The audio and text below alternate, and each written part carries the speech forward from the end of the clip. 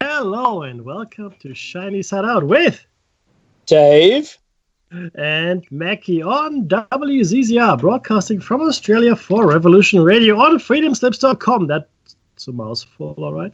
Where it's more than just radio, so jump on the chat room if you can. Show number 272, 270, and 200, right? That's where we're at. That's right. And we're talking about time travel, traveling through time. And it's not as impossible as you might think it is. It's on air, online, and on your smart device. So grab an app to listen anywhere or listen at home on a Grace Tabletop Digital Radio. I did not catch Solaris' show, so I'll leave that to Dave to discuss in a second. I'm sorry, I just made it back in the nick of time from the Blue Mountains. I did. Now, it does only cost $5, though, to access the archives at Freedom Slips. And you can check out her shows and any show really that you want from any host. $5 a month. That's not even a coffee anymore, guys, depending what kind of coffee you like, right? And I would also like to acknowledge the traditional owners of the land. It's the Daruk people where I live, and pay my respects to the elders past, present, and future. And Dave, for you, that's the Darkinjung people. And likewise, we like to pay our respects to the elders past, present, and future of that tribe. Dave, did you get the chance to listen to Solaris' show? Yeah, she had Richard Hook on talking about the JFK assassination. That is, right. I know, right? That's the second best conspiracy of all time. I know, right? I know. That's only against the moon. The moon's one, and JFK is the other one. The most popular. And the thing is, this with JFK, a lot of threads are connecting, right? A lot of things seem to be repeating themselves within the JFK conspiracy. The administration was very interesting. What he tried to do was interesting. His friendship with Martin Luther King was interesting. The assassination of his brother was interesting. There's a whole lot of stuff happening in and around. In fact, Jim Marrs, I don't want to say earned his spurs with it, but he certainly added a lot to the conversation. And if you don't know it, the movie JFK, or I think, it was called JFK, that was directed by Oliver Stone. It was, in fact, largely based on Jim Marrs's book. Well, the JFK assassination also has, Mackie, it has Marilyn Monroe conspiracy wrapped up into it as well. Yes, that's correct. That is correct. So, in fact, look, we'll probably look at it. It's some future point. It's interesting, and it connects a whole bunch of stuff. And the key thing is, I think, Dave, a lot of people don't believe that there's a lot of credence to conspiracies. And as soon as you say conspiracy, you're a crazy person. You wear a tinfoil hat, hence, shiny side out, and you must be you're probably still living at home in your mom's basement. That's usually what happens. You see. Conspiracies are a real thing. There's no, conspiracy doesn't have a value judgment in and of itself. It's just a term. And there are conspiracies. We know there are. The Reichstagsbrand back in Germany, when the Nazis burned down the parliamentary building and blamed it on the communists. We know that was a conspiracy. There are other conspiracies, of course, throughout history. It's only when we seem to be talking in the near past and in the current present that we are averse to believing that conspiracies could exist. They're real enough, guys. They're real enough, and shining the light on some, which prove the veracity of the conspiracy, might be helpful. And I think you have to be living under a rock if you think there was no conspiracy in the JFK assassination, and linking factors to Marilyn Monroe, Martin Luther King, and Bobby Kennedy, as it were. So those are connected. There is something else, though, Dave, and I only came across it last week. What was that? What's that? The Mandela effect. That's right. I must have been living under a rock, or that's what I was thinking. Or alternatively, and then I'll explain what the Mandela effect is. Something like that happened to me, and I come from a universe where, in fact, there is no Mandela effect as such, or at least not as widely termed and researched as it was here. So, I came across the Mandela effect, which essentially means people feel that they misremember the past, or they have memories that are different from what they believe. In the time travel theme as well, dimensional traveling theme, Dave. One of the biggest ones, I give you two. One is the Berenstain Mandela effect. A lot of people will swear on everything that is holy to them that in their childhood, it was actually called a series of books. There were a series of books. They were called the Berenstain books. So the family of bears and whatever. And people will swear, as I said, that instead of stain, it was steen. So instead of S-T-A-I-N, it used to be spelled S-T-E-I-N. Now I have no idea, because in Germany, the Berenstain or stain thing wasn't really around. But people will swear up and down that it used to be Berenstain, or Berenstein in German. So not stain. And because one guy on the chat group said, well, I used to wonder how it's pronounced. Is it pronounced Steen or Stein? He used to think to himself as a child, is it Steen or Stein? Now, if you look at Stain, that's pronounced Stain. You would never wonder if you would pronounce it Steen or Stein. Exactly. So, right. So there are these little niggly things. Now you can say, oh no, he misremembered. And I mean, we know human memory is not that great. But when you've got so many people believing so many varying and different things, it becomes very odd. Another big one, and that's why it's called the Mandela effect, is that people believe that Nelson Mandela died in prison in 1992 in South Africa. Now, as odd as this may be, I have some kind of memory of that as well.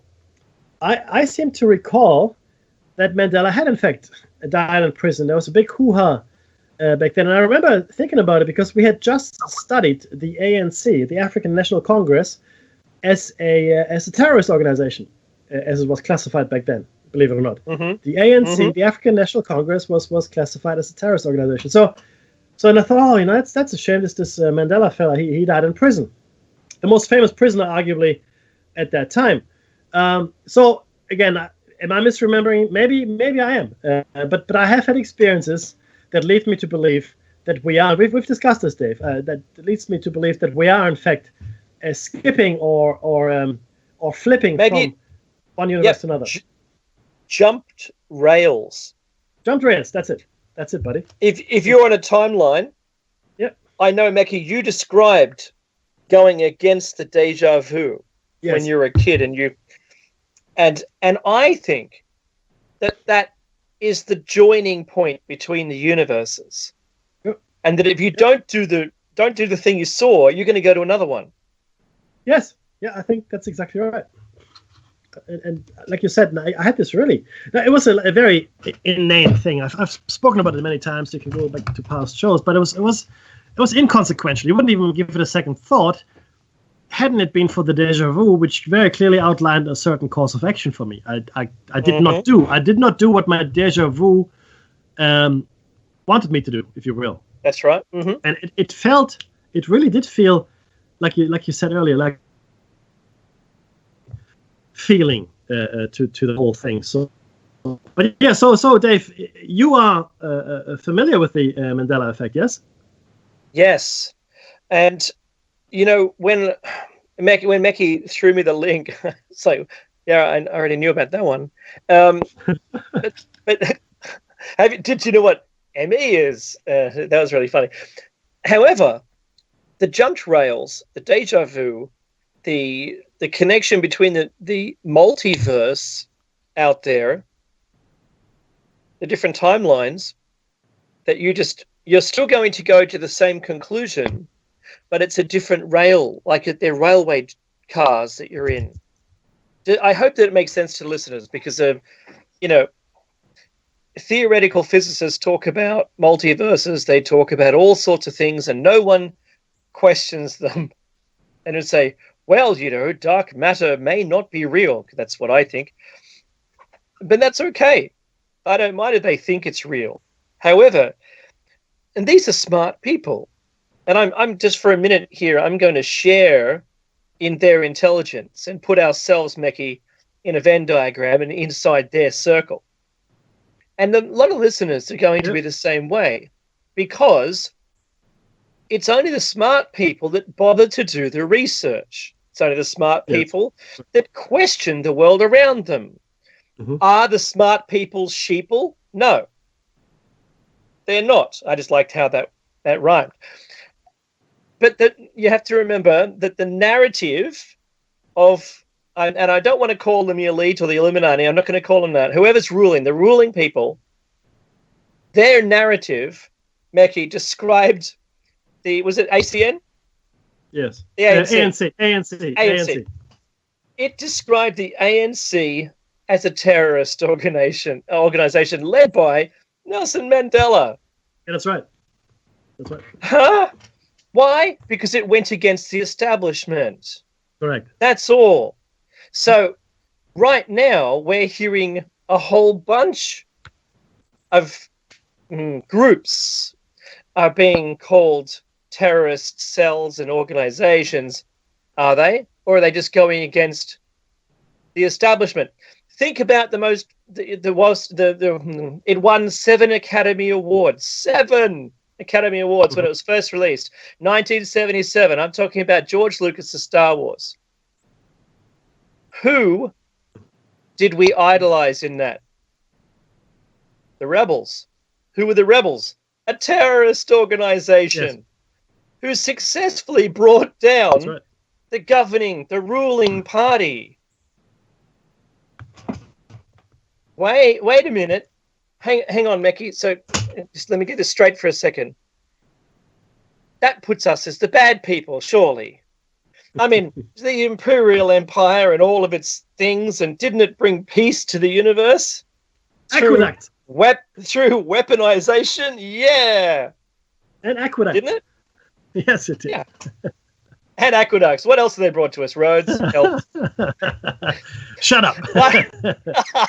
All right. So what have they done for us lately? But this is the hard part for us to consume today. Our mainstream media is driving and has admitted it on air, including Fox News. And I sent a message to Meki, I think last week, about this one. And that is that they're going to continue the narrative pro-government. Doesn't matter. They don't care.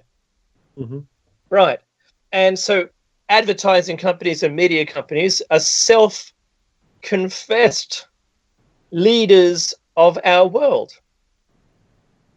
They drive us. That little box in the corner of the room, getting a bigger box and becoming rather less box-like and more painting-like, our televisions, Big Brother style, George Orwell, it is indoctrinating us in a way of thinking. Yes. I can't tell you that enough, Meki, and I'm standing off my soapbox. No, it's all good. It's a nice box. It's better than the other two. Well, it's better than the last box. Let's put it that way. It's good. That's a thing, though, right? And it's also interesting to note then that history, or in fact reality, as we know it, is constantly rewritten. So yes, the ANC used to be a terrorist organization. Now they're the elected party in South Africa, and good for them. Another interesting thing, Dave, this week. I've got a couple of things, but anyway, let's do it. Yeah, he died. Jabinif, I'm sure I'm pronouncing it incorrectly here. Brzezinski, one of the hawks in the New American Century. He's dead. He died. He's gone. Or did he? Or did he? Very nicely put. Do you know what? A couple of conversations came up this week, and I wanted to bring a couple of them to you. I just want to remind everyone, there's a couple of fake news articles about Fukushima falling into the ocean. So don't run with that. There's no collaborative information to prove that exists, or any photos or anything. So bear with it. But it is still happening. Fukushima is still happening, and that some experts on May 26 put together a paper outlining the dangers of nuclear power, and just highlighting alone, not the construction, not questioning the operation and construction of a nuclear power plant, but instead suggesting that if any of because of the legislation in America about the storage of spent fuel rods and the quantity of them together, if in America any of those storage facilities failed, that the spent fuel rod fire would release more radiation than the current Fukushima plant for its 4 years, still going, has throughout the 4 years. It would do it all in one go, and it would be more and more devastating to the US than anything ever.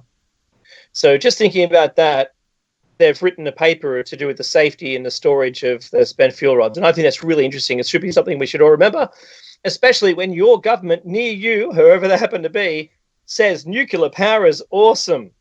That's because they've got their free mug and their takeaway bag from the seminar put on by GE. That's going to get me shot. To do with nuclear power in your region. But you got a t-shirt. That's okay. Yeah, you get a t-shirt and a mug and a mouse pad, maybe. Yeah, I know. When do I sign up? So I just want to put that out there because in Australia now they say we want to debate on nuclear power. Let's move away from coal to the next worst. The next worst power supply. Silent greenest people. Yes. Yeah. Did you have anything to add to the Fukushima nuclear radiation disaster that we're still experiencing? The only thing I have to say, yeah, you do. Okay. No, but yes, I've got just one thing. One thing. It's look, guys.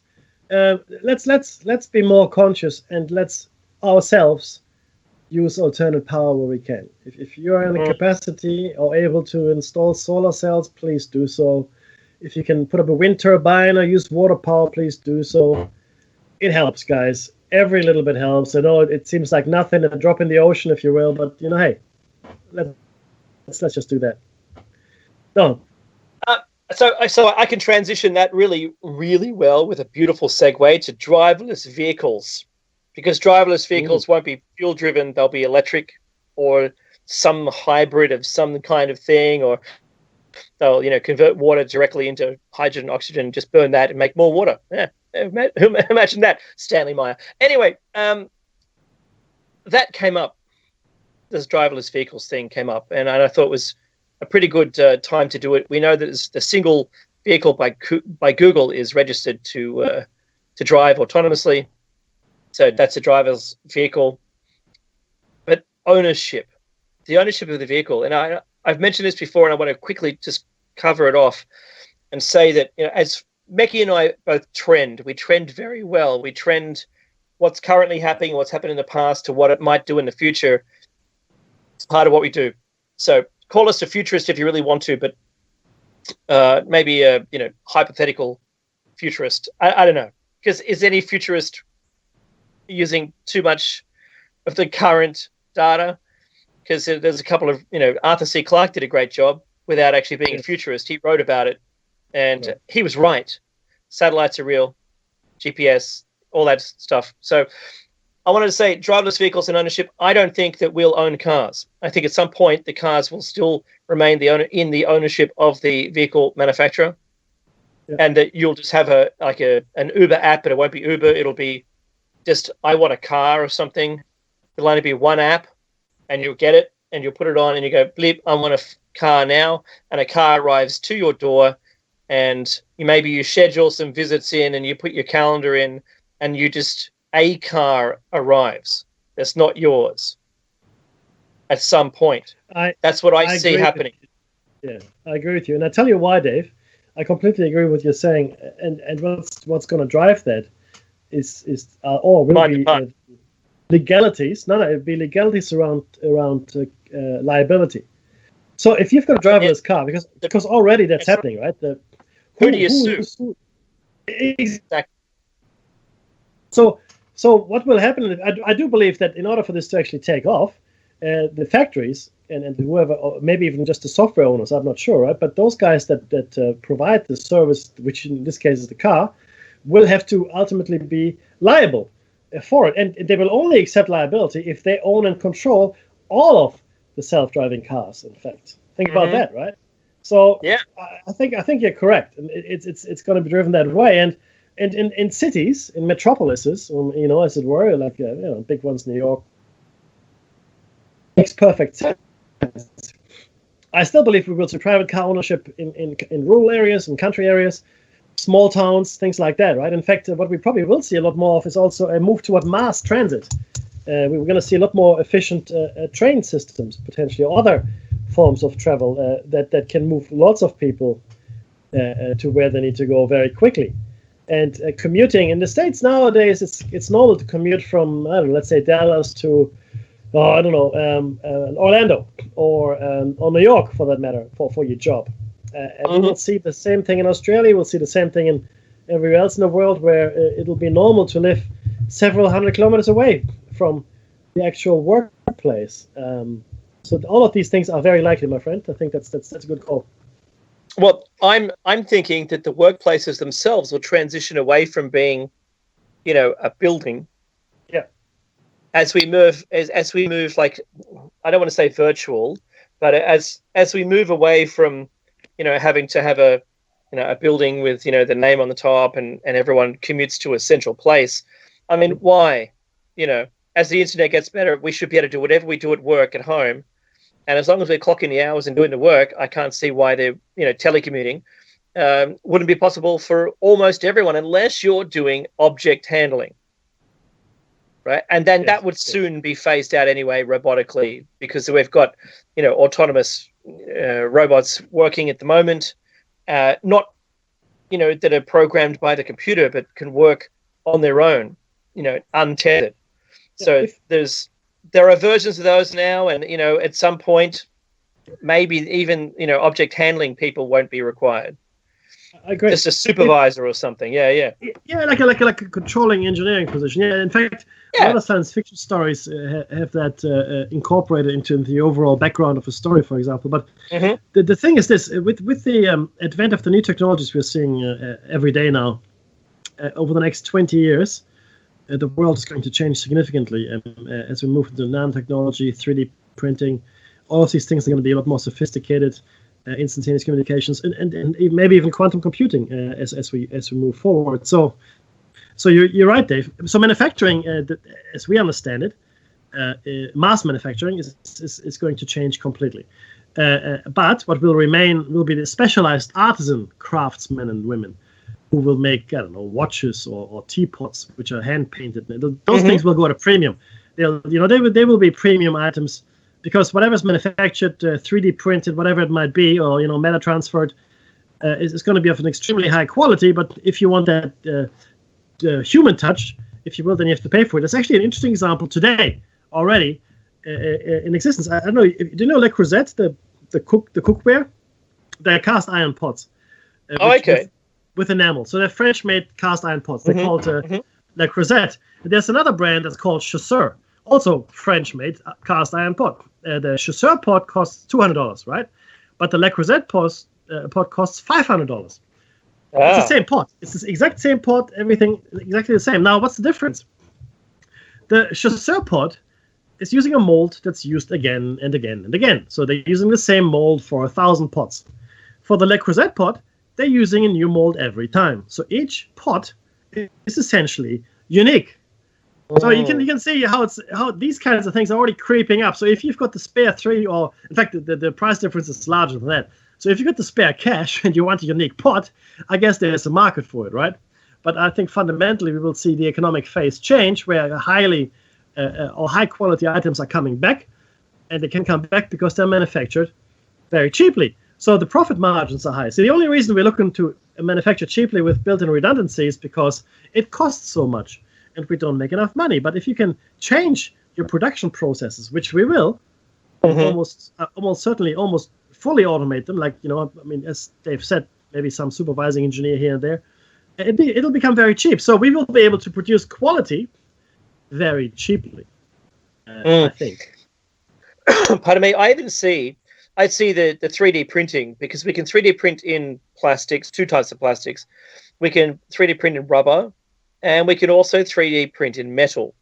Yes. What metals? That depends. So, but those machines are really expensive. And I think that if if some company jumped on this really quickly, they'd be able to have, at your local shopping center, the ability to scan through a ton of items that you might want to choose from and pay for it, and out comes the single, not mold made, but single, say, 3D printed device, whatever it is, and you're good to go. So they can mix it up in plastic and rubber and metal and all that sort of, silicon. They can do all that with the one machine. But I was thinking, so at the moment, the 3D printer in plastic is the closest thing we've got to a replicator from Star Trek. Yeah, that's right. It's a 1 foot by 1 foot box that sits in a cupboard. You can make it print whatever you want. You can find. But Meki, I was watching an industrial design documentary where they were talking about this new computer designed, not human designed, no algorithms, no people, but the computer worked out what the best way of designing something was. And they put a car frame. They had a car frame. They said, it's got all these loads, and they ran the car through a simulator inside the computer. It determined all the load points and everything, and it's redesigned the frame entirely in a way that we could never have made it. You can 3D print it, but you can't actually manufacture it in any other way except for 3D printing it. And it's, like half the weight, 20 times as strong. Awesome. So at some point, I see that we're going to transition away from, bare metal pressed machine carcassy kind of automobiles to something which is, 3D printed to give it even more strength. Mhm. So, just to get in, so the whole driverless vehicle went right around in a circle. It did a U-turn. Now, something else came up today. There was 2 more topics which are really cool. One was the flyby of Juno, which is now in orbit around Jupiter. And it's been able to scan deep within the atmosphere of Jupiter, and it's doing hundreds of orbits around there and getting really close, within about a couple of thousand kilometers away from the cloud tops, which is a really close pass given the super size and the mass of it. And they've found the clouds contain ammonia, and there's columns of convection currents driving up ammonia from below, where there's a really thick layer, and some of it comes up sort of like upwelling in columns, and that's part of what we see as the rings of Jupiter, and sorry, the bands, and I'm sorry, Saturn. It was Juno around Saturn, wasn't it? So it's something else. It really is something else. But they've scanned and found that there's metallic hydrogen deep inside the planet, and then at the very core is a solid surface, rocky, maybe solid iron or something like that, liquid, or or maybe a liquid state of iron. But extraordinary. But they're thinking that the actual metallic hydrogen is what's giving the magnetic field. So I remember seeing this not very long ago, and that was that they've discovered that they can make metallic hydrogen on Earth. Where do they come up with that, I wonder? How long have they been sitting on metallic hydrogen? Oh, we can make it now. Who knew it even existed? I don't know. You still with me, Mackie? I'm here, buddy. Cool. So, did you know that, Jupiter has rings. Yes. Like I did know Saturn, but they're really faint, and they're ice crystals. And so, I was able to capture a really nice view of that. But they looked at the North and the South Poles, and they were different. They contain different material, which is really odd. Like they're only, the South Pole is attracting a particular mineral, and the North Pole is only attracting a particular mineral. as well. And I think when we find out what those minerals are, it might give us like an insight into maybe how the Earth got water. Think about what's streaming off the sun perpetually. I thought that was a really cool thing. And the last stupidest thing ever, but the last thing was a Donald Trump comment that I stumbled upon this week, and that was that he admires the work of Duterte in the Philippines. And who doesn't? Well, Meki, the changing of laws so that anyone can kill anyone as long as it was drug related. Let's stamp out drugs entirely just by killing everyone who knows anything about them. So what are drugs? I don't know. You said drugs. Boom. Boom. So these 57 people that you killed, they were all drug dealers. Yes, sir. Okay. Where are all the drugs? Where are all the drugs they were carrying? I don't know. They must have eaten them or something. But they said drugs. They said the word drugs. That's enough for me. No. So 10,000 people are dead. 10,000. Yeah. Oh, yeah. Are dead. Now, speaking of insanely good products, get yourself some great merchandise from the station's website. Buy a CD of your favorite host show for a previous season, an EMP-proof thumb drive with survival documents, or a 75K seat bag. You just follow the instructions carefully. The number to call in if you are in the US of A is 347-688-2902, 347-688-2902, or via Skype, just add Freedom Screen. Freedom Screen. One word, Freedom Screen. If you live in Kentucky, you can pick us up on FM, and I think that is still the coolest thing ever. On WZZR 101.3. WZZR 101.3. I've always wanted to feel like a call sign like that. That's so cool. Or anywhere else, and I do mean anywhere else, you can listen via TuneIn.com, Web Radio Central, Receiver mobile app, Freedom Slips mobile, TalkStream Live, StreamFinder.com, InternetRadio.com, Radio Tuna, like the fish, Radio Ways, Radioline.co, and Shiny Sarah. I was channeling Hitler there for my R's. Radio. That Hitler did roll his R's rather excessively.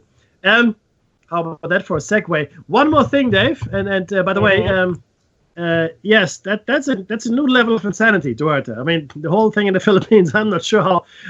Okay, it's not going to end well. Someone is going to cry. That's what's going to happen. But I ask just real quick. I ask, if Trump is, commending him or admiring him on his work, that just painted Donald Trump in a brand new elitist Illuminati kind of ruling class way, didn't it? Well, I love your work. You're killing your own people. Yeah, awesome. Well, good for you. Yeah, but like the thing is this. I mean, you have to within context. I'll be honest with you. If I were in charge, right, and I will be one day, I would do the same thing to drug dealers, and most criminals. In fact, I would do the same thing. There's something to be said for natural drugs, especially in the context of medicine. So I think that's cool. There's nothing wrong with that. But people that spread misery through the use of drugs, like addicting women to heroin, to use them in prostitution, or get people addicted to the point where they can no longer afford the drugs and they have to now turn to crime, that I would eradicate.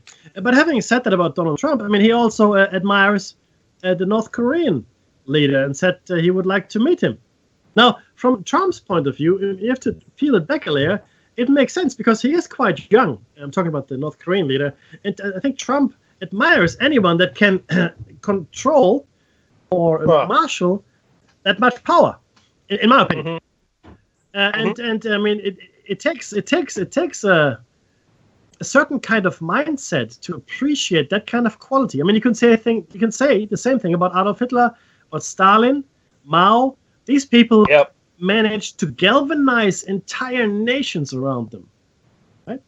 And you go, wow, that's quite a feat. But I do want to share with everybody and you as well, Dave, something to do with the Mandela effect. I posted our hypothesis, show number 200, in the Mandela Effect Investigators Group. Oh yeah. I said, look, guys, Dave and I, we've got a show. It's shining it out.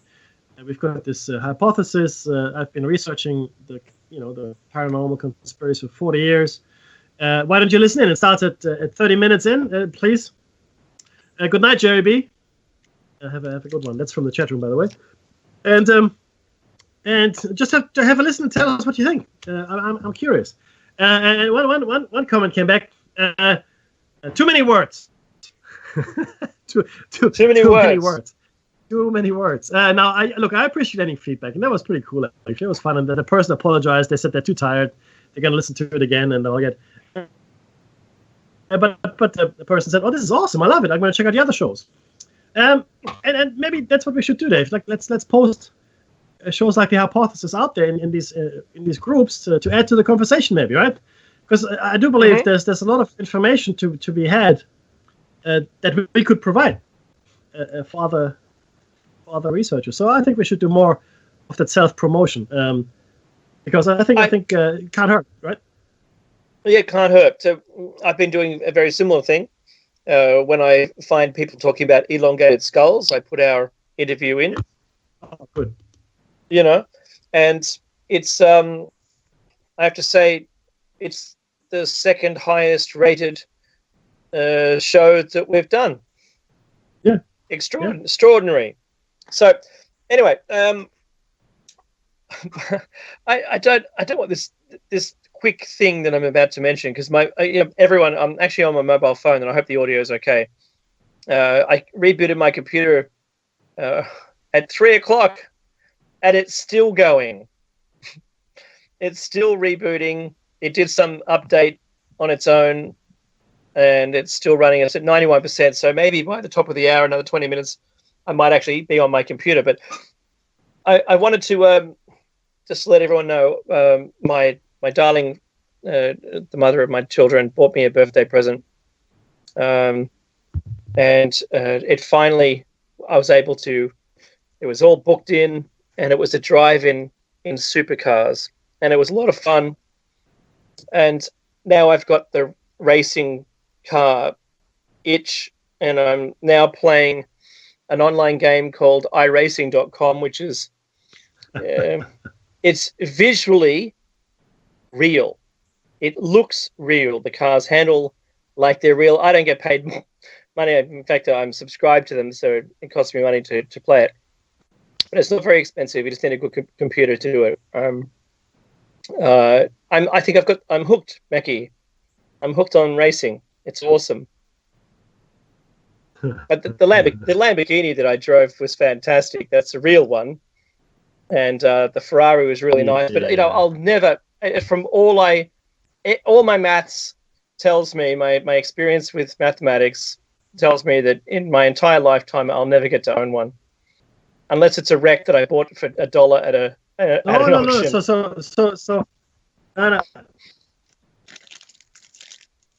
So, Dave, I have to disagree with you there. So, no. I do believe very strongly that things just happen. I mean, things are thrust upon you, and you will be astonished what your life still holds for you from a career perspective, from a money-making perspective. So don't close yourself off to the possibilities. That's the most important thing.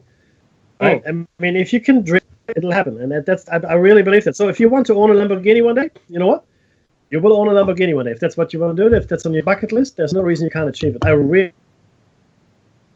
If the show is this vehicle for eventual. So if anybody's listening and want to give us a TV show, I'm good. Bring it. That's be Australia's answer to the X-Files or whatever you want to call us. I don't care. So that's all goodness. And we are looking to when we have some time to put together a documentary potentially around certain areas here in Australia. Mm-hmm. Again, and then I'm looking to crowdfunding for that. I've already started crowdfunding myself. Kickstarter is a good vehicle. If anybody has an interest in helping us with ideas or with actual practical help to put a documentary together, if you've been listening, you know what we're about. If this is your first time listening, All our work is freely available. Our website, ChineseSetOut.net, is there. And the show notes are there. We're on YouTube as well. You can check the archives here on freedomslips.com as well. It's open. We're not hiding who we are or what our agenda is or what we are interested in. If you share that, and if you're listening, I guess you are, and you want to help us, then that's more than welcome. Which, my friend, brings us to this topic 45 minutes into it. It's time travel. I'll get us started if you want. You've got all the paperwork, I'm sure. But No. just so... okay. That's... I can't. Of course you don't. No, you can't. My computer's Okay, off. so That's all right. We do no. We do the same thing as we did before. So that works. It's all good. Yeah, cool. It's all right. good. We do the same thing, my friend. So here Alright. you go, my friend. So I'll start off, and then when I leave off, this is... Oh, no, this doesn't work. Hang on. Why is this not working? Come on. Copy. I bought some of those. Yeah, I know. Right. There you go. So, My last dog. go. My dog. Nice. Mexicanos. Yeah. I used to speak Latin. Anyway, last week we discussed time travel, and we shared with you some time travel stories. Some outlandish. Well, actually, they're all outlandish, but interesting. We spoke about Barack Obama last. The next one is a bit older. It's now almost 15 years in the past since we last heard from this particular gentleman. And in late 2000, posts began appearing on the internet from someone claiming to be an American soldier from the year 2036. John Titor, as he called himself, was on his way back to 1975 using a device installed in a 1987 Chevy Suburban, obviously, to obtain an IBM 5100 computer to fight a computer virus destined to destroy the world. Titor hinted at a world beset by conflicts, culminating in a series of Russian nuclear strikes in 2015 that will kill almost 3 billion people. I'm going to hit the pause button here. So we've talked about the multi-world theory. We've spoken about the Copenhagen interpretation. We've spoken about causality. We've spoken about all these wonderful things. In many timelines, in my opinion, the extinction level events have taken place. Here it hasn't, and hopefully it won't. But they have. For the very simple reason that one of the most likely scenarios is that we will kill ourselves. That's just simply the most likely scenario. So by probabilities, if you go simply by probabilities, if you're traveling the multiverse, you will come across a lot of empty worlds. Okay, if you're ever out there. Now let's get on with Mr. Titor. Titor's posts abruptly ceased in 2001, but Titor mania, as we came to know and love it, continued. In 2003, a bound edition of Titor's 151 message board posts was released under the title John Titor, A Time Traveler's Tale. It is no longer in print, but you can still buy a few copies for an eye-popping $1,700, or used one for a more modest $150. I don't know if you still can. Maybe you can. The book was published by the John Titor Foundation, a for-profit corporation, run by Florida entertainment attorney Lawrence Haber. The foundation also owns the copyright to the purported insignia of Titor's military unit.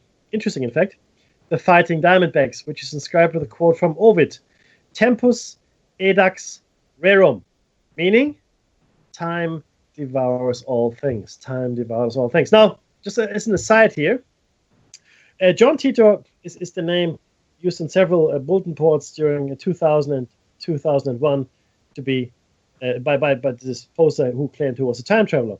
In these posts, Titor made numerous predictions about events in the near future, a number of them vague and some quite specific, starting with events in 2004. He described a drastically changed future in which the United States had broken into 5 smaller regions.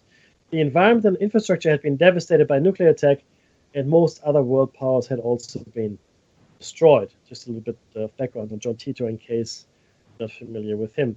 Dave, Christ's personal photographer. Yes.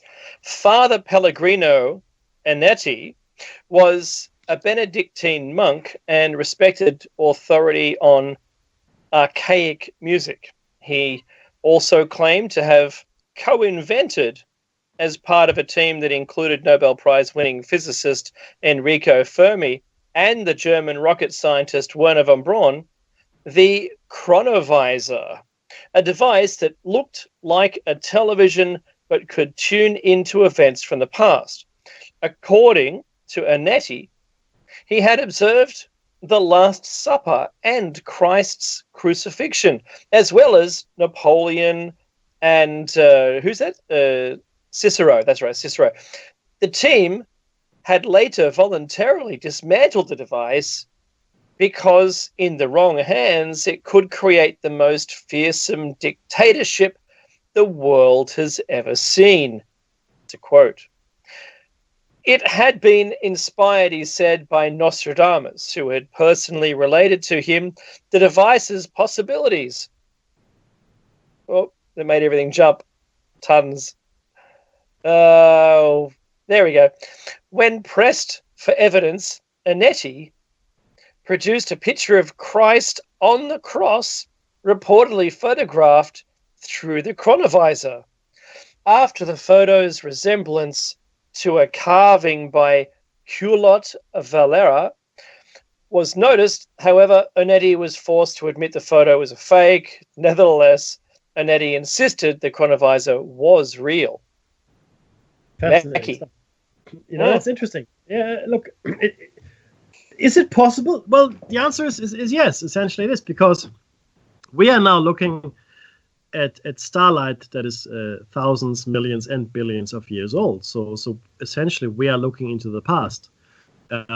So if you stretch the concept, it is not impossible to assume that we could build a device that looks into the past. What would be harder is to get something that looks into the future, because what future, in fact, should it be looking at? We've spoken about. Oh, nicely put. Right, the quantum decoherence and what's the most likely future. So this is really a very interesting, certainly as a concept. And okay, so you throw in von Braun and Fermi, and it clearly all of a sudden becomes a lot more feasible. Well, I don't know. I'll take that one with a grain of salt. Because the thing is this, I mean, if in fact you could do that, would you not also then go and see if you can look at the resurrection and what happened there? Because then the Catholic Church would have it made. Done. Tick. End of story. There's no more belief system. We know what happened now. It's all true, and you're all going to burn in hell. So, right? Anyway, look, that's just my cynical self here. And the next bit is one of my favorites, for the very simple reason that it is entirely possible, but it's completely denied by the Navy and the U.S. government. So I know where you're going. Right, this is the Philadelphia experiment and the sole survivor. In the fall or autumn of 1943, the USS Eldridge was allegedly made invisible and teleported from Pennsylvania to Virginia in an incident that came to be known as the Philadelphia experiment. There was actually a movie made about that. There's tons of books written about it as well. Of course, we say, the incident never occurred. Well, at least that's what the Navy says. But that didn't stop Alfred Bielek from achieving notoriety as Eldridge's reported lone survivor. His memories were buried until he saw the movie The Philadelphia Experiment in 1988, at which time he remembered that he was born in 1916 as Ed Cameron. As Cameron, he had been recruited in 1940 for an alleged Navy project called Project Rainbow, whose purpose was to figure out how to make ships invisible. For reasons not entirely clear, Black Ops soldiers later sent Cameron through a portal at the Pentagon to Alpha Centauri 1, where aliens interrogated him and then physically regressed him into 1-year-old Al Bielek in 1927. Bielek claimed he later became director of mind control for the Montauk project, whose members in the 80s traveled through a time vortex and changed the outcomes of various wars. When they returned to their own time, they would decide if they changed things for the better. If not, they would simply restore the status quo. Now, again, a lot of big terms, big names thrown around here. So, what do we make of it? The Philadelphia experiment itself, I don't think is that far-fetched. Certainly, cloaking technology is still on the agenda, and they are developing cloaking suits, cloaking planes. In fact, stealth bombers are largely invisible to radar and so forth. And they're working on actual invisibility cloaks at the moment, which are essentially electronic sort of chameleon jackets. Is it completely impossible to envelope a large warship in an energy field and thus render it invisible? Well, no. I mean, the physics exist. You can bend light. Different ways of bending light around objects, and or doing things like that. So that's not that far-fetched. And since you're playing with physics that may either be new or untested, you could have side effects. I mean, when they triggered the first atomic bomb, a lot of scientists were worried that the atmosphere would catch on fire, because we just didn't know, Dave. We didn't know what would happen, right? I mean, we're triggering an atomic event here, right? A nuclear event. What will be the outcome? What's going to happen? We simply didn't know. So they believed that a chain reaction would occur through the atmosphere. Yeah, that's right. Yeah, completely. Mm-hmm. So look, and similarly here. So the time is right. Of course, the most of the military research happens during wars. A lot of money is pumped into improving your weapons, and so especially when you're losing. And in 1943, the tide hadn't really turned yet. It was turning, but hadn't turned. And Hitler's troops were still marching across the globe, as it were. So I can imagine that a lot of projects would have been undertaken at that time. So I don't know. Montauk we know happened. So that's a real thing. And we know different things happened in Montauk. We know that the mind control programs were all real. They have been disclosed. Universities were implicated. So, see, the problem is to separate the truth from the fiction. But again, so Mekki, in support of the Philadelphia experiment, I know that the US were looking for, as did the Germans, looking for their wonder weapon, looking for the way to change the balance of war. And one of the things that they looked into was a couple of them. One was guided torpedoes or bombs guided by pigeons. Yeah. 3 pigeons in a glass-fronted bomb pecking on the screen to direct the bomb at the ship. Believe it or not, it's true. Another one was bats, releasing millions of bats, each with an incendiary device. But these were bats that were in hibernation. So they kept them in eternal hibernation. And all they would want to do was go and find a dark place to hide. And when they did that, it would set off the incendiary device. But doing that in Japan would have, letting them go over Japan would have meant that, vast areas of Japan would have been all set on fire simultaneously rather than nuclear weapons. But the nuclear weapons changed it.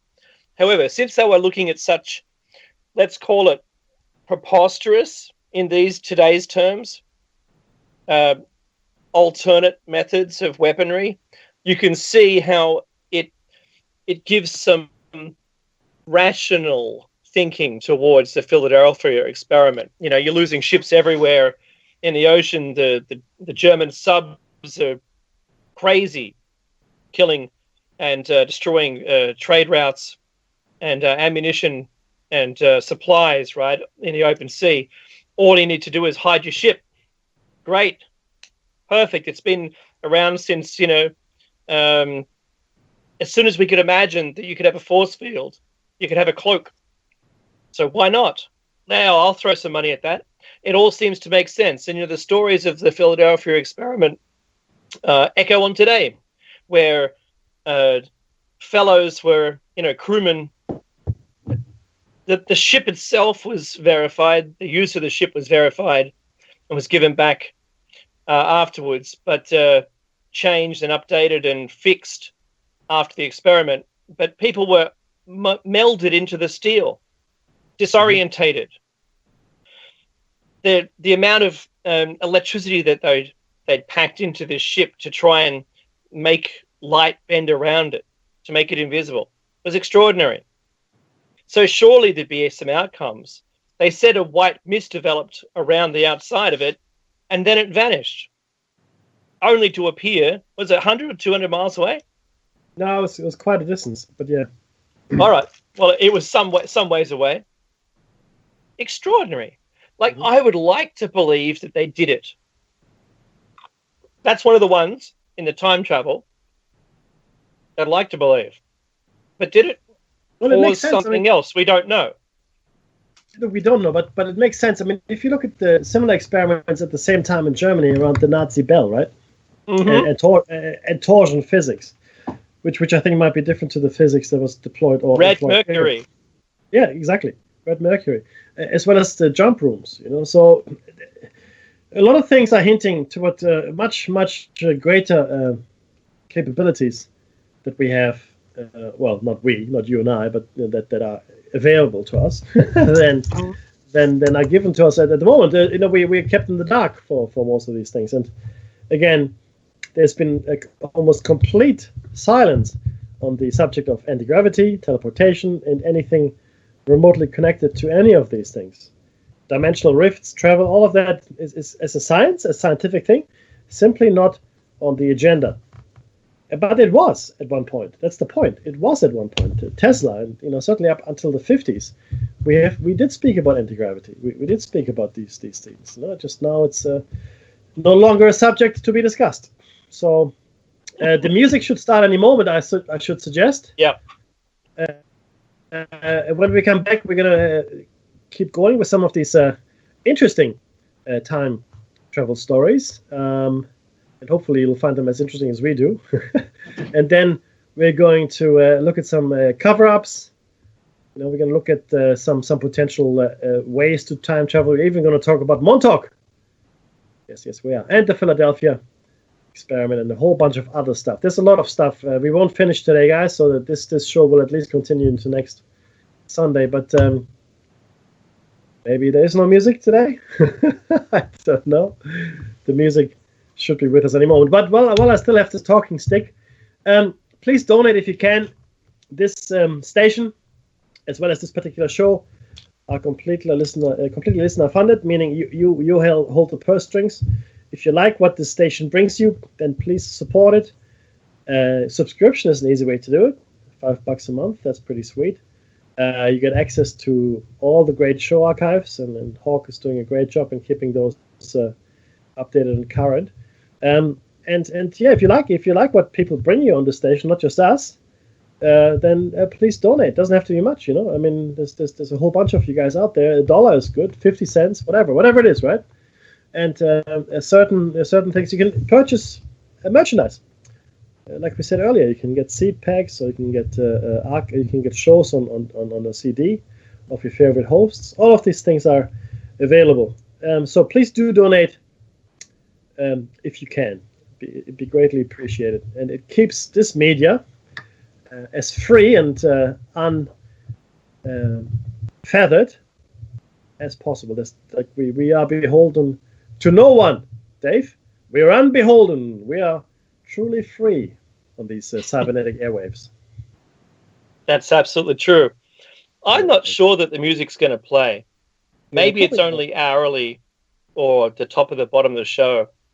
Because I know that the station owner messaged us all to say, if you wanted certain things to happen, maybe the sound files are just missing.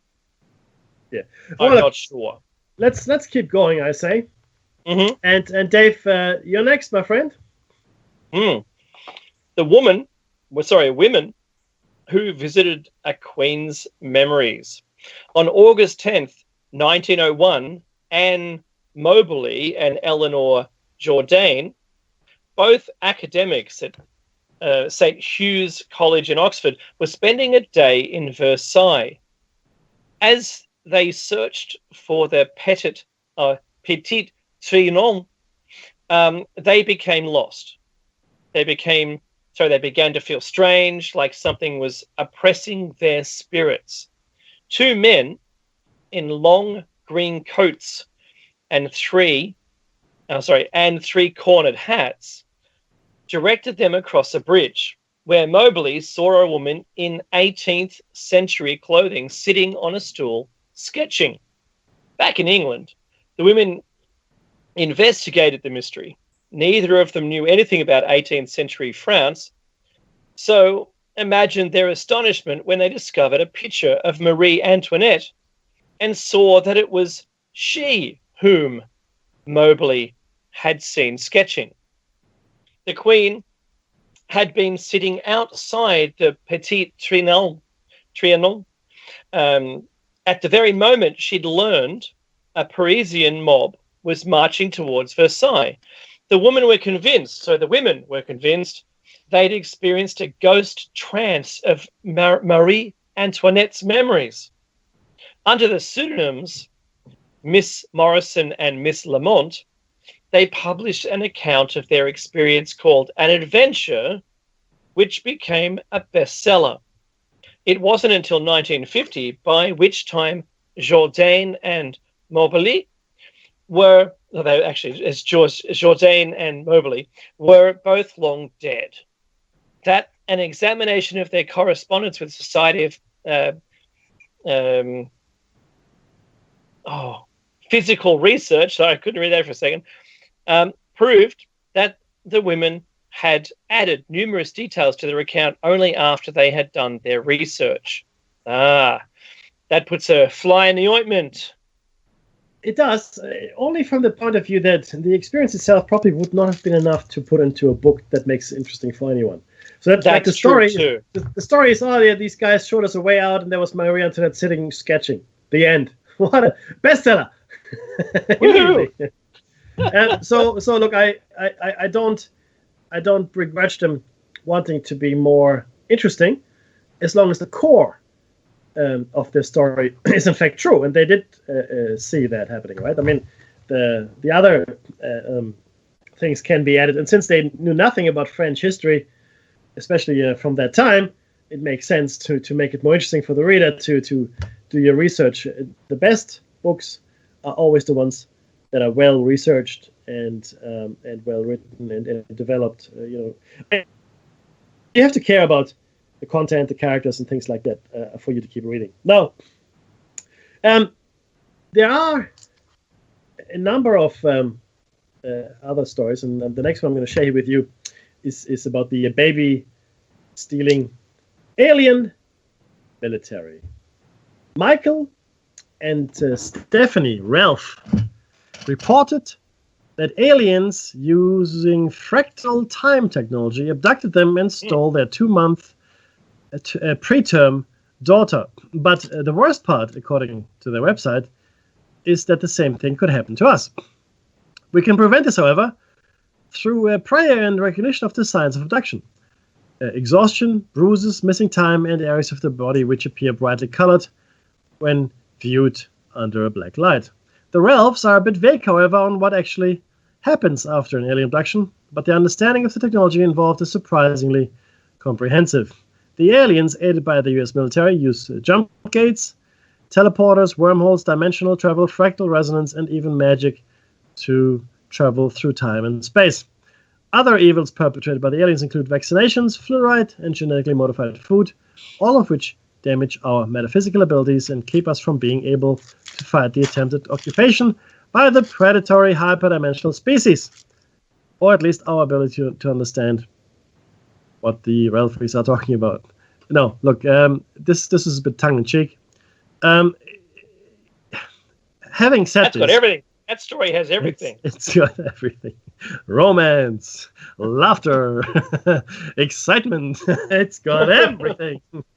They will always see. This is important, guys, and I mean this.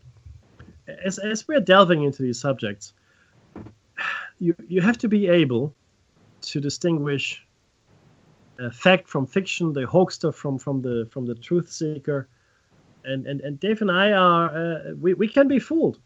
Absolutely, we can be fooled, and you can research as much as you want, as long as you want. Sometimes it's just not enough, and credulity or the need or want to believe takes over. We try to avoid it as much as possible. We're very sober, and if something comes along that says, well, that's all wrong, then we'll go with it. We've done numerous shows on debunkers. We have published and shared with you the debunking material, and for the most part, it falls into two things. One, experts say.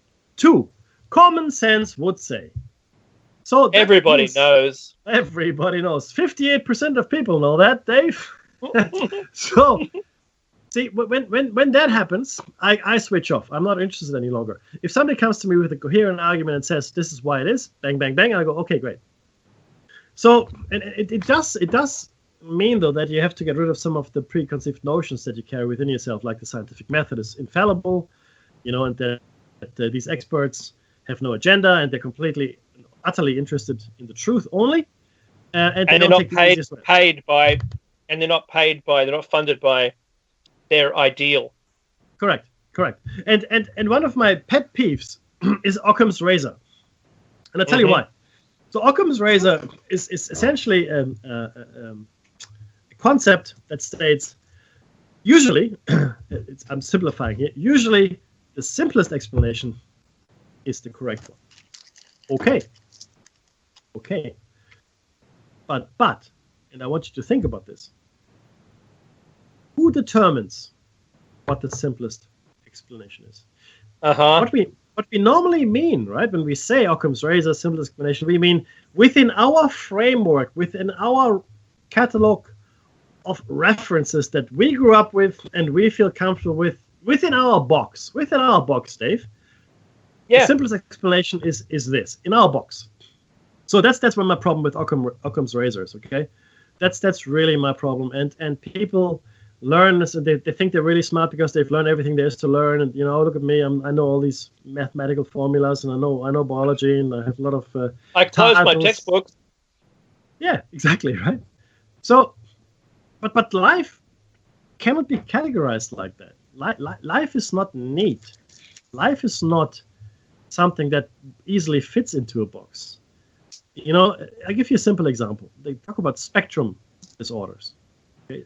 A spectrum disorder is essentially saying, well, there's something here, and some of it is similar in most people, but there's other stuff which is completely different, like autism, for example. Right? No, it's true. Or schizophrenia or anything. Any mental condition is a spectrum range disorder because nobody is the same.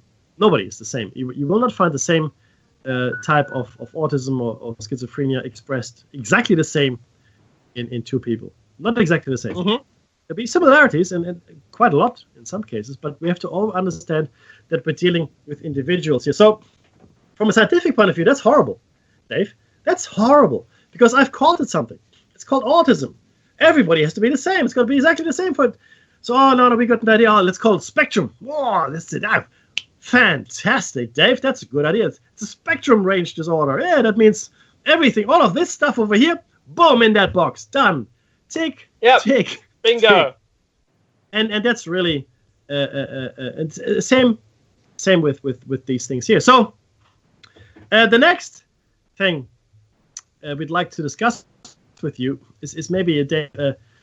All of this stuff I'm sending you now. Now, we've discussed most of it already, but there's a few things I'd like to discuss here in any event. And there are a number of concepts that are important. We've spoken about the grandfather paradox. We're actually going to talk about that in an article, a recent article, and there may be some way around that. We've spoken about the single timeline versus multiple timelines. So meaning, if there's, in fact, only one single timeline, Dave, if there's only one way the arrow of time is going, there's only this one reality, there's nothing else, just this is all that exists, right? Then time travel seems, in my opinion, highly unlikely, right? Because every time you do travel in time, you would change this timeline. You would. I mean, even a small way, you would change it, right? Unless there's some kind of self-organizing or prohibiting or consistency principle which prevents you from doing so, right? Interference in the past, Dave. We've spoken about the Abydos temple glyphs, remember? Mm-hmm. That's one of your favorite things, right? Completely.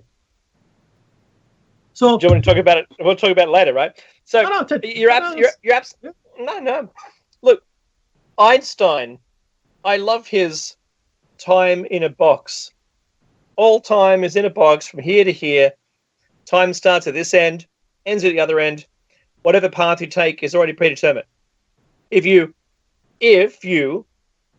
have to get to the other end, but something happens and you're not going down that path, you'll still hit the end anyway, but taking another path. So it's multiple paths to the same end. Yeah. So the end is always inevitable. It doesn't like you escape the box and run away from it, leaving the box behind going, woohoo. No. It's all time, the whole universe, it's all there. There you go. That's it. Done. It's predetermined. Just how you get there is going to be your business. Mm-hmm. So that plays tough in the multiverse. That means every universe has its own box. Mm-hmm. And they can't occupy the same space, but maybe they do. Maybe they intersect.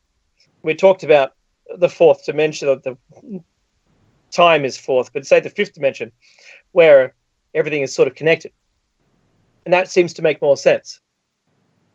So skipping, and part of the grandfather paradox is you can't be your own grandfather. Otherwise, it's a perpetual loop that'll always have occurred, right? I just want to elaborate a little bit for the people because we went past that pretty quick. But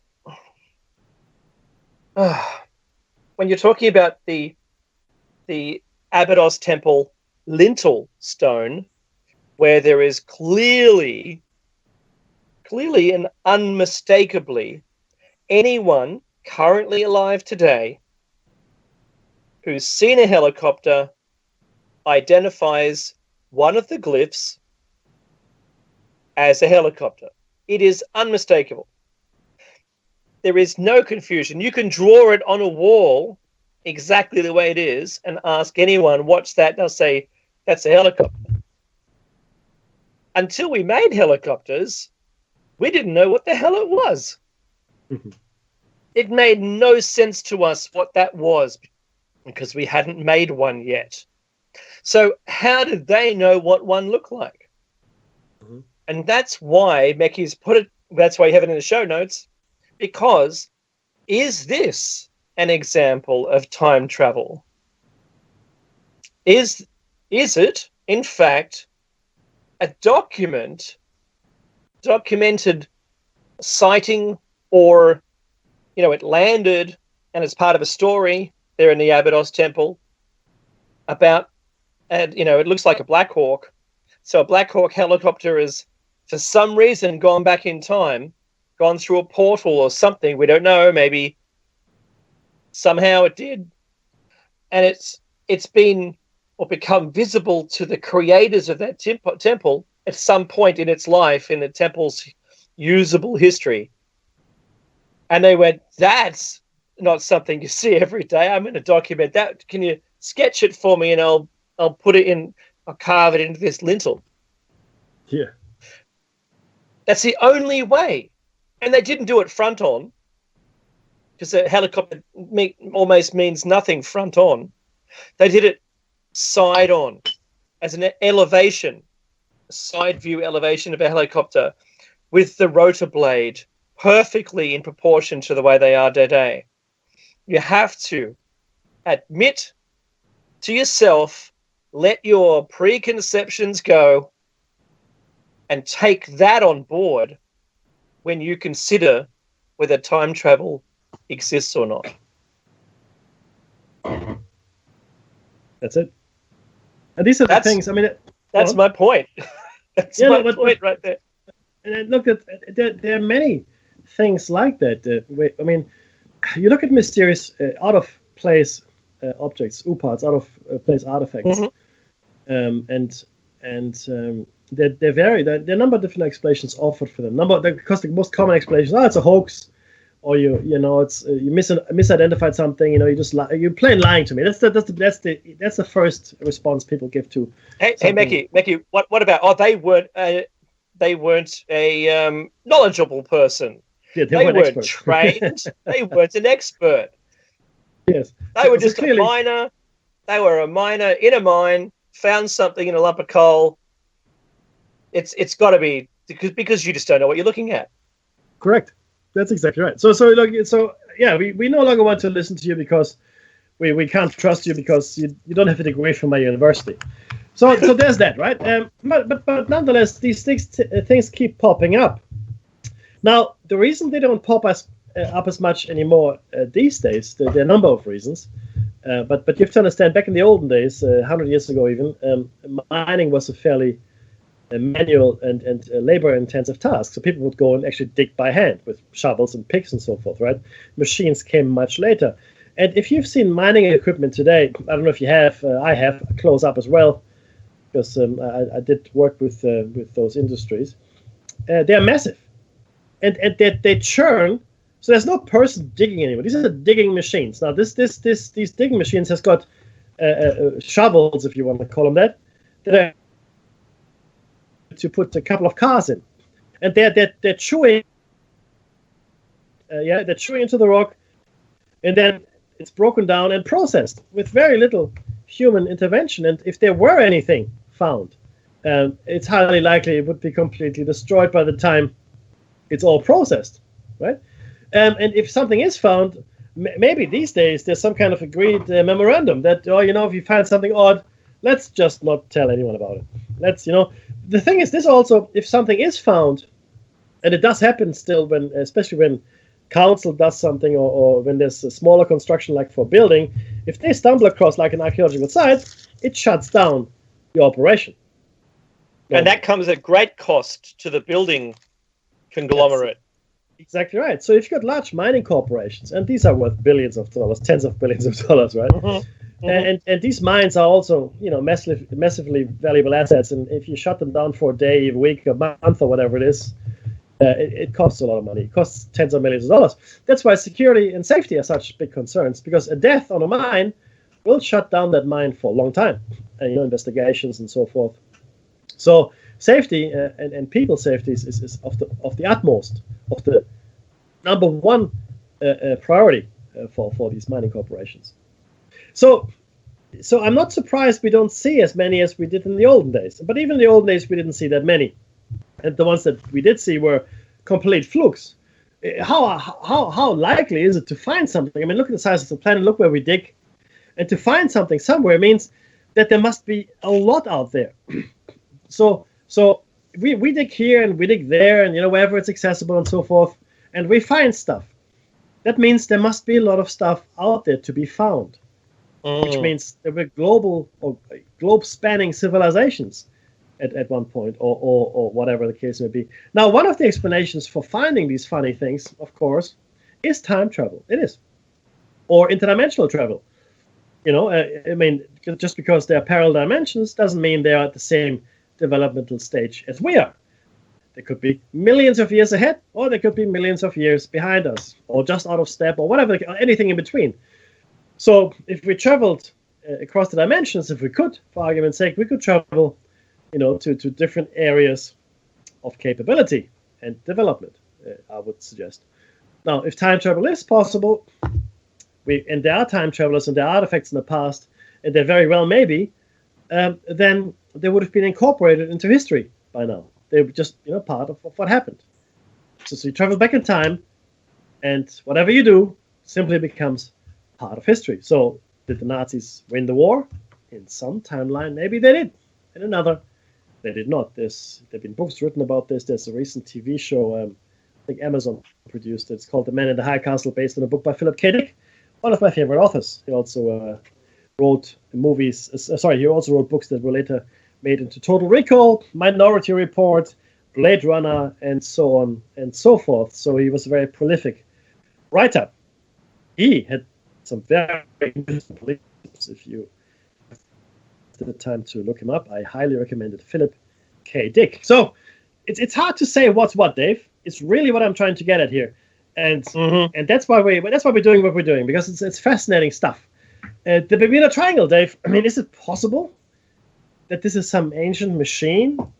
Maybe it's a broken time machine that pulls things and people into itself, only to spit them out elsewhere, or maybe just temporarily, suck them in and then just spit them out into their own time. So it's very strange. There's another one in the China Sea, South China Sea. It's called the Devil's Triangle, which is on the same latitude, which could point to a geographical phenomenon, right? Well, if it occurs here, it may occur on all planets. Maybe this is part of having gravity with an iron core. Maybe it's part of having a magnetic field around the planet. Maybe this is what you get, and it creates an anomaly. And this anomaly is something that plays with time. I'm a big fan of Star Trek because they're not afraid to broach or to talk about these topics. The willingness of the writer Gene Roddenberry to use time travel and anomalous things in space really, I think, has opened up the minds of people, because before then, looking at the first generation of Star Trek or sci-fi, there really wasn't that much included in it. But now we have temporal anomalies, we have time shifts, we've got like a bubble of time or a subspace signal that distracts time. Now subspace is another thing I think Gene was all over, and that's what Mekki and I have labeled the medium through which quantum entanglement communicates with the other partner when two particles are entangled. However, with the Bermuda Triangle, so many ships have been lost, and you hear the debunkers talking about that they were just they were lost. What do they know? They weren't from there. They were flying in a strange place.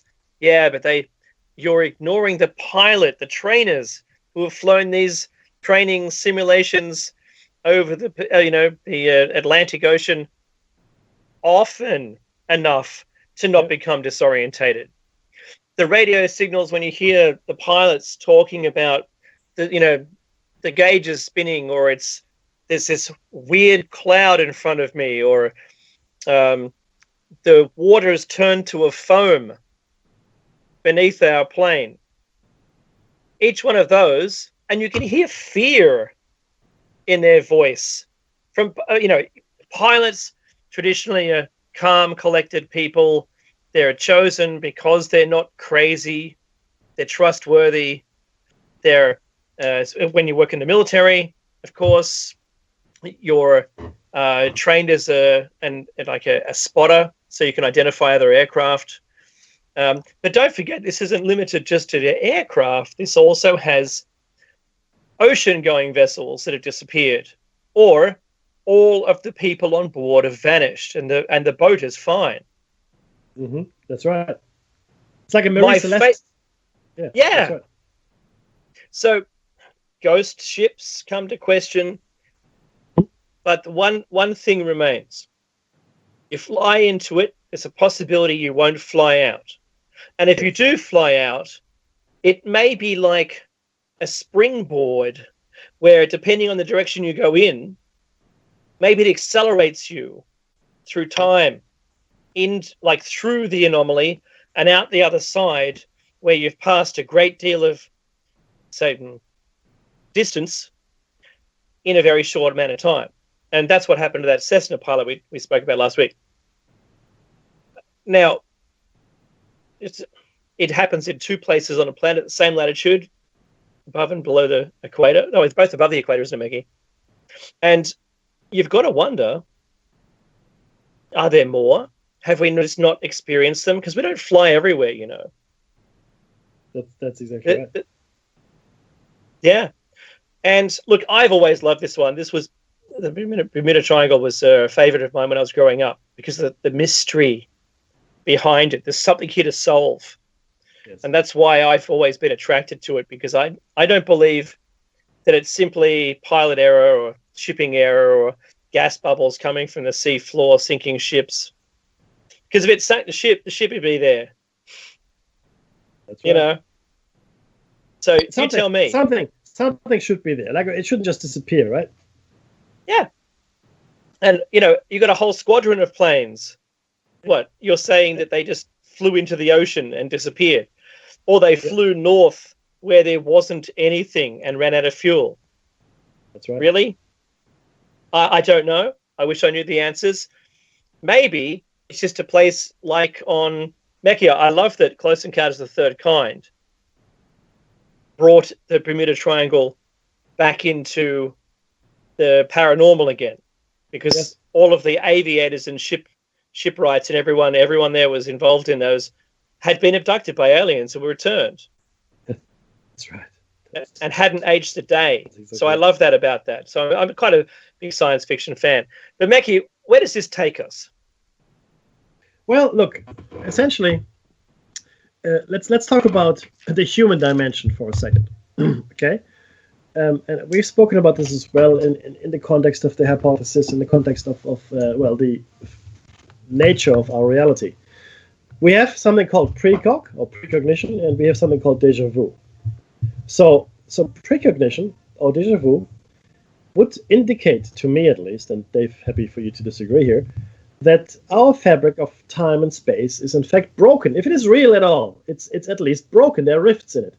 It's things that people can peer through somehow. Some gifted people, and déjà vu is most of us, but precog is a more specific gift, if you will, where there's more certainty. If déjà vu only comes to you as you are approaching the moment of repeat, or the moment you've seen, precog can be much in the future, and you're aware of it, like Dave is, for example, of a couple events. Yep. Much in advance, and it's not déjà vu. So it's speaking to a broken fabric of time, Dave, in my opinion. I mean, you have to question just how solid is it? Yeah. Is déjà vu the fabric of space-time being bent towards you or something? Are you going through a bubble? Is it just yourself sending yourself back the information from the future? That also has to be questioned here, because I think that's important. Yeah. But if it's actually a temporal anomaly, something that we pass through, the whole Earth passes through in space, and it's not individualized to a particular person, though everyone may have experienced it, no one might have been taking notice of it. Say, if a group of people, maybe only one person noticed.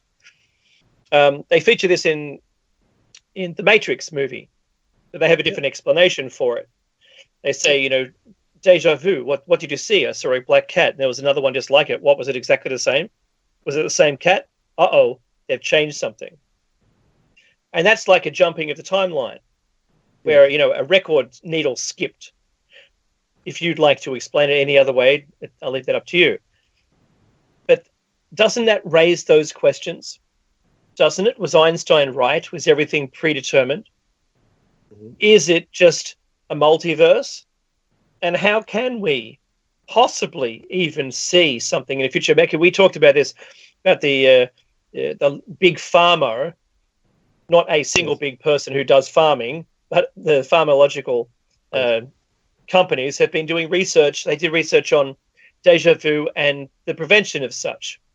So they claimed to have been able to develop a drug that gives you foresight of the future, and worked a way of being able to prevent that from occurring in people. Because what a whole society of people who knew what the future was, that'd be a great day in the stock market, wouldn't it? Oh, absolutely. It'd be. You'd win lotto every week. Everyone would win lotto every week. Yeah, it become meaningless at some point. But that's exactly right?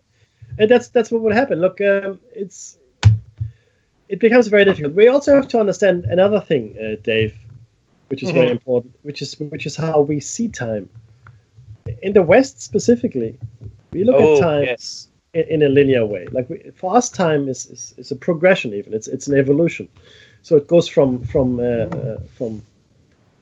well, okay to good to better to best. That's the way we see life. That's what we evolution. So we think we're another pinnacle of evolution because we are at the top. We are the last incarnation of what evolution is providing. And we have the same idea about time and history and civilization. That's a completely flawed way of looking at it. And I give you a couple simple examples here.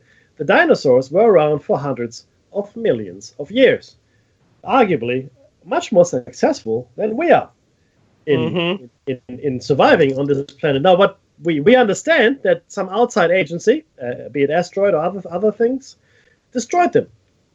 So you could argue, they weren't that successful because they couldn't protect themselves from asteroids. Now, neither can we. Okay, and maybe some of them had evolved, if you want to call it that, enough to escape.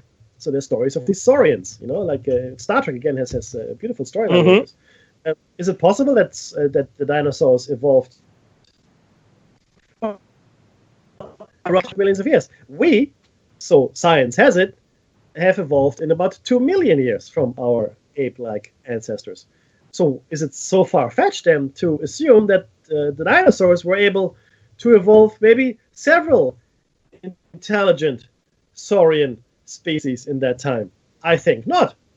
However, that's clearly not the case because in our mind, in the Western mind, the evolution of time is linear and always upwards and onwards. Mickey, I sort of wait. I'm just going to pause you there to make a connection. So, if the dinosaurs were around for they were around for 100 million years at least, and even 1 million years in any one of their forms that we've come to know and love, if we've come from basically the Stone Age in 3,000 years, what's 1 million years? What's 1 million years to a race of dinosaurs who had hands? I'm making a point here that if we made it, if we pretend to have made it to the moon, that's a good funny point there. Maybe they did. Give us another, 900,000 years, and we might be interstellar. Oh yeah, absolutely. Or we are already. So that's what NASA paid money to find out, whether the dinosaurs, what they might have evolved into in that period of time, and bipedal, dinosaur skins looking people was the result. That's right. No, but the result was the saurians, the reptiles, right? That's right. In fact, is that why we didn't go back to the moon? I don't know. I don't know. But hey, you know what? It is a fascinating subject, and it was like you said, Dave. It was serious enough for NASA to pay money to see what those guys would look like. Why would NASA pay money to see what the evolved sentient dinosaurs would look like? You also have so they did it. Boom, it's science, Well, you have to. There's always a motive. There's always a reason things are done. There's always a reason things happen. The reason here is completely obscured and obfuscated. I'm not clear on why they would do that, unless, Dave, of course, this is where you're going. They may have come across them. That's right. They have come across maybe remnants. I'm not saying they came across the live ones, but maybe remnants in some of the ruins they found on the moon or on Mars or somewhere else on this planet. I don't know. But the point is, why on earth would you do that? It makes absolutely no sense, right? It just doesn't. NASA. It's the National Aeronautic and Space Administration. Yeah, that's correct. Let's look at some dinosaurs. Sure. Actually, in fact, I recently went to NASA 2 weeks ago. By the way, I recommend the experience to anyone. Love it. I think I spoke about it before. But let's not get sidetracked here. So yeah, Dave, very good point. Excellent point, in fact. which brings us again to the Eastern view of time, which is cyclical. So let's and so forth, our forerunners, maybe they are responsible for our existence in some way. And the Eastern philosophies, the Eastern civilizations, Indians, Chinese, and so forth, have no problem with it. Because time is cyclical. Time moves in circles. In reality, time does. The seasons repeat. We are the galactic year. Every 26,000 years, we spin around. Yeah? And everything in nature is a cycle. There's no linear progression of anything. Civilizations rise, they have their pinnacle, and then they fall. Mm-hmm. It's a biological concept, essentially. There's birth, there's life, and then for most creatures, there's death. Not for all creatures, for most creatures. And then the cycle repeats, right? Unless you happen to be a crustacean, unless you happen to be a particular crustacean who is immortal, or a jellyfish, a particular species of jellyfish. Right, exactly. So, but even they're in a cycle. They're too in the cycle. Of course they are. Exactly, of course they are, because they regress and so forth. Right? So everything, in fact, everything can be brought back to a toroidal form. Everything is a toroid. Everything is torsion related as well, but it's a toroid more than anything else. A toroid essentially is a whirlpool. Everything is a whirlpool because we're living in in fact, 4-dimensional space. So you get a time dimension. So everything is in fact like that. Our world line also is a toroid, believe it or not, because we are moving as our world is moving, as the galaxy is moving. So we are in fact a spiral. Our world line is a spiral as well. Mm-hmm. Very complex one, but so everything boils down to the toroidal form in my mind. So that's really it. So the next bit here is fascinating. We mentioned it a little earlier. This is around the time travel cover up maybe. So I'll take the first bit and then Dave will take it through to the end. That's what you got there right now, Dave. So essentially, like I said, we did mention it earlier is in a short segment when we talked about time travel stories. I thought this one was worth investigating a little further and get a bit more detail on. And this is about Andrew D. Basiago. In 2004, Washington-based attorney Andrew D. Basiago began telling his story of a top-secret organization called Project Pegasus.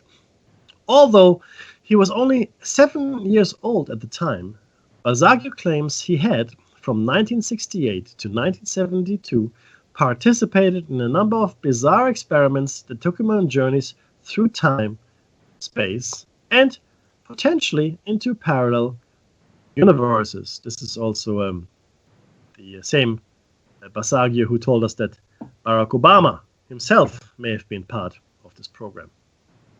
In the late 1960s and early 1970s, Andy was a child participant in Project Pegasus, which was the US time-space exploration program at the time of the emergence of time travel in the US defense technical community. He was called back into government service in the early 1980s when he made numerous visits to Mars after being tapped to join the CIA's Mars Jump Room program. It's interesting how there's a thread. I mean, well done. Well done. Project Pegasus was the classified defense-related research and development program under the Defense Advanced Research Project Agency, DARPA for short, in which the U.S. defense technical community achieved time travel on behalf of the U.S. government, the real Philadelphia experiment. And what I've just read out to you is the Project Pegasus mission statement. The mission of Project Pegasus was to study the effects of time travel and teleportation on children, as well as to relay important information about past and future events to the U.S. president, intelligence community, and military. According to Basiago, children were recruited specifically for their ability to adapt to the strains of moving between past, present, and future. Now, the funny thing is this. Things have been going swimmingly well for the U.S. over the last at least 60, 70 years. Been really well. And if you look at America as a whole in its entire history, since its inception for the last, let's call it 230 odd years, things have been going pretty okay for America, or like all along. Some setbacks, but not major ones.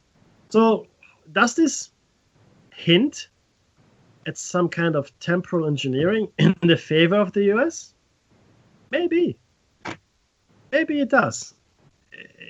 It certainly would hint at other things as well, because other nations that may have access, like China and Russia, for example, maybe didn't do as well in the temporal engineering, or were hampered, or maybe the US were simply there first, right? In time travel, it does actually matter if you got there first, right? Because then you're always one step ahead. Okay, so it doesn't matter when time travel is invented, as long as you're the guy that invents it. Okay, as long as you're the guy that's invented. Which brings us to your bit, Dave. While Basiago claims there were several time travel devices at work during these experiments, the majority of his temporal adventures can be attributed to our old friend Nikola Tesla. Documents allegedly retrieved from Tesla's New York City apartment after his death in January 1943 revealed the schematic for a temporal portation or teleportation machine using something Basiago calls radiant energy. The machine would, from a shimmering curtain between two elliptical booms, radiant energy is a form. I actually have to stop there. That same device was described by someone else who was visiting Area 51 and went off tour or something like that. I forget he was approved on base, but there was something going on and he went somewhere else and found one of these shimmering curtains. It looks like, pouring water, but it's not. Radiant energy is a form of energy that Tesla discovered that is latent and pervasive in the universe and has among its properties the capacity to bend space-time, or time and space. Andrew Basiago says, passing through this curtain of energy, Basiago would enter a vortal tunnel, a vortex, that would send him to his destination. The other teleportation devices included a plasma confinement chamber in New Jersey and also a jump room in El Segundo, California. And there's a song, I Left My Wallet in El Segundo. There was also some kind of holographic technology which allowed them to travel both physically and virtually. Today, the new Project Pegasus, led by Andrew D. Basiago himself, is apparently campaigning for the United States government to publicly disclose its teleportation technology, which would benefit humanity as a whole and make transportation both on Earth and throughout the cosmos instantaneous and environmentally friendly.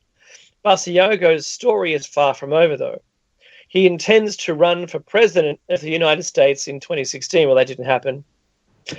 In 2016, Andrew D. Basiago will be a candidate for the president of the United States under the banner Andy 2016, Time for Truth, a very clever title. It is said, from what I've understood about this, that, and with our interview with Bernie Mendez, not Bernie Sanders, but Bernie Mendez, that the movie Stargate and its subsequent television series was based on this technology. Yeah. Being able to step through what looked like shimmering water, and voila, you sped through the cosmos until the destination unit. So That's right. there has been a lot of parallels between what we see on TV, and I've got another example, and that was the Maxwell Smart show. Maxwell Smart, very funny TV show if you ever saw it. They got a call from the FBI once, and it was to accuse them of contacting someone deep within the FBI and who they'd considered dangerous and a leak. And upon interviewing Mel Brooks, because he was the writer, he said, I really don't know what you're talking about. I just made this stuff up. How cool is it, right? Shoe phone, camera pen. Yeah. And they hung up. I think they'd given away their hand. Yeah. And that tells the story. I really do think that all of this stuff is real. Doesn't matter if we dream it, they've already built it. Mm-hmm. And who said that, Mackie? Who said that? If you can dream it, we've already built it. We've already been there and done that. Who said that? He worked at Skunkworks as the CEO. Oh, that's right. That's right. I can't remember his name, but yes, you're right. That's exactly what he said. That's exactly what he said. Mm-hmm. That's exactly right. So I think there's something You about should know. imagination. Yeah, I think there's something about the imagination. I think there's something about being able to connect to we all connect together.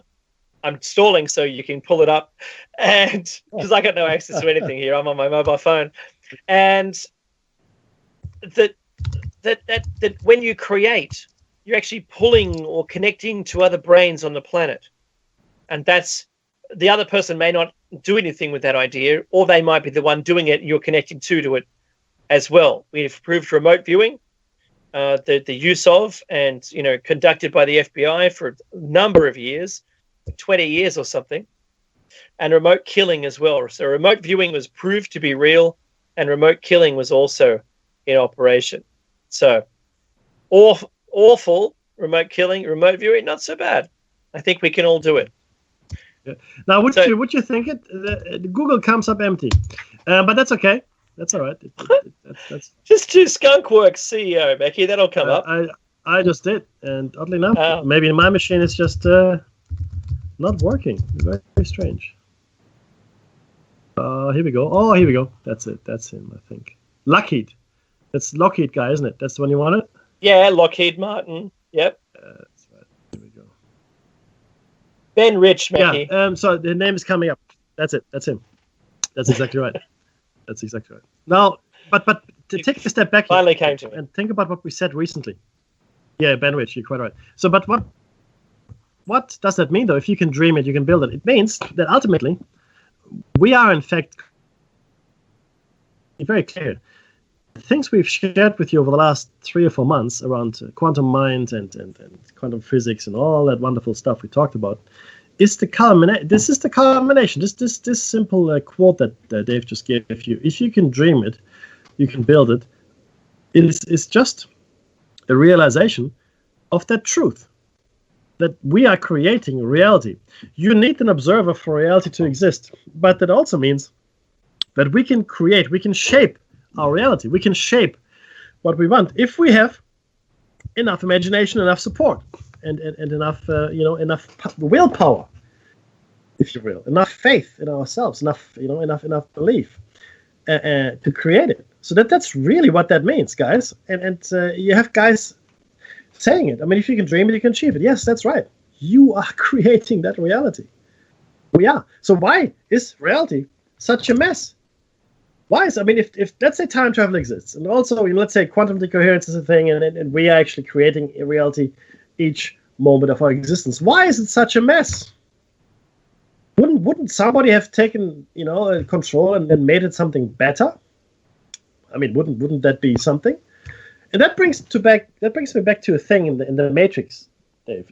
This is the third Matrix movie. I think it's not the second. Sorry, this is the second Matrix movie. And this is what they said. The architect, the great architect, Neo and the great architect are talking. And essentially, the gist of the conversation was that there were many matrices before. This is just one. There were many before. And initially, the first Matrix was perfect. It was like heaven. But people didn't believe it. It didn't. Human beings. It didn't work for human beings. It just didn't work. I mean, we just. It was complete failure.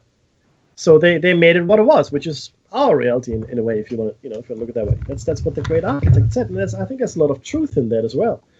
If you think about people living in an ideal environment, the Pacific Islands, around the equator, food is in abundance. You can fish. There's fruit. There's clean water, hopefully, on your island, things like that.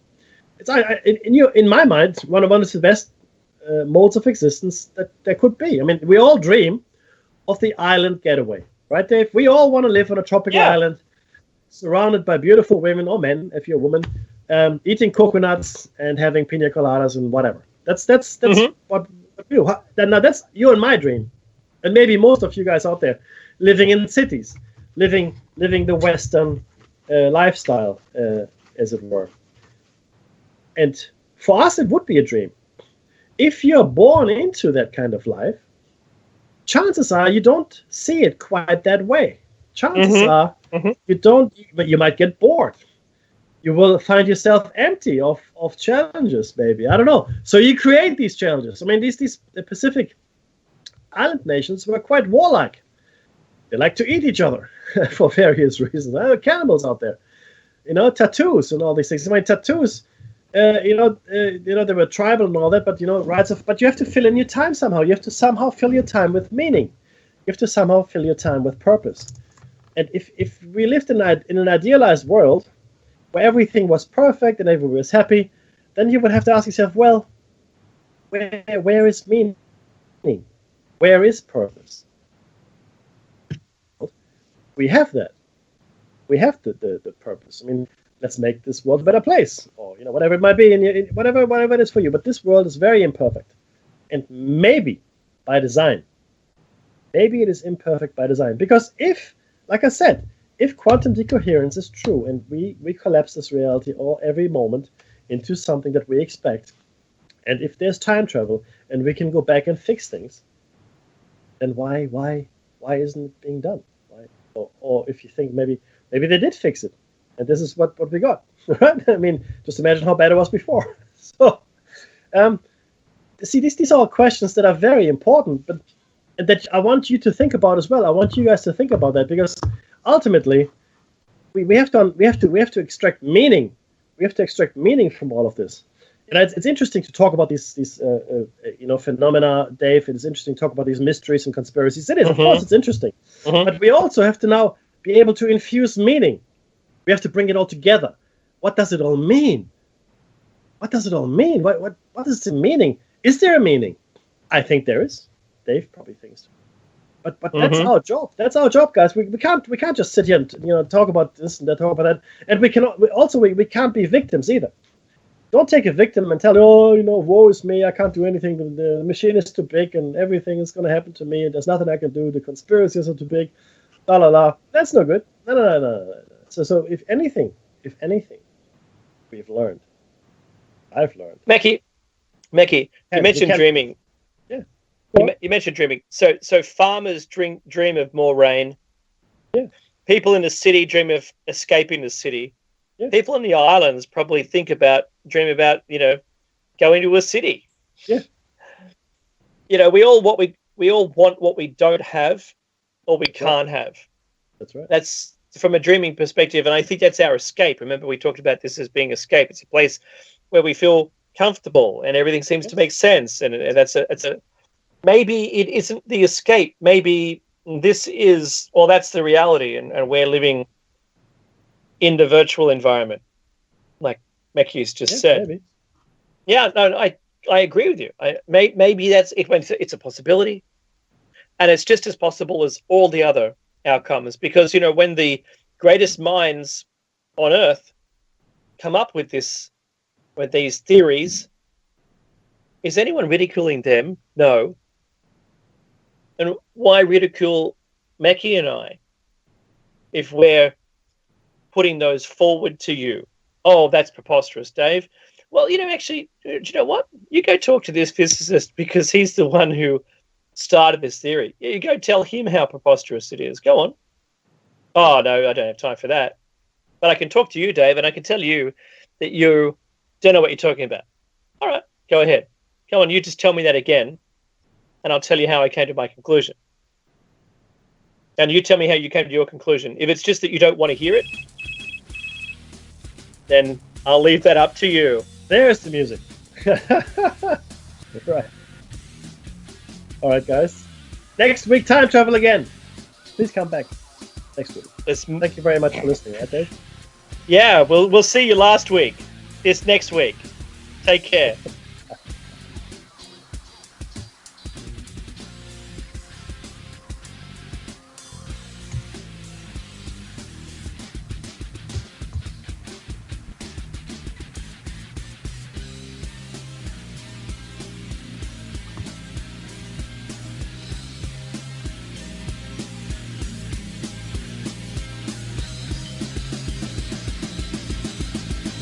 Don't forget, it's a round table with Jer Bear coming up.